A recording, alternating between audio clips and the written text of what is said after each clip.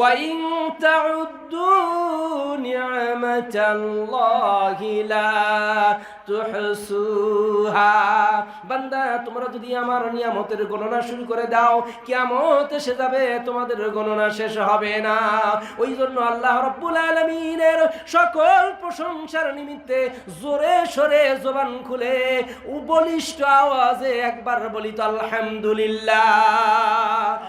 আল্লাহ রাব্বুল আলামিন আমাদের সারা জীবনের প্রত্যেকটি কাজে, প্রত্যেকটি ক্ষেত্রে আল্লাহ রাব্বুল আলামিনকে খুশি করার জন্য শুকরিয়াতান প্রত্যেকটি কাজে আলহামদুলিল্লাহ বলার তৌফিক দান করেন। সকলেই বলি আল্লাহুম্মা আমিন।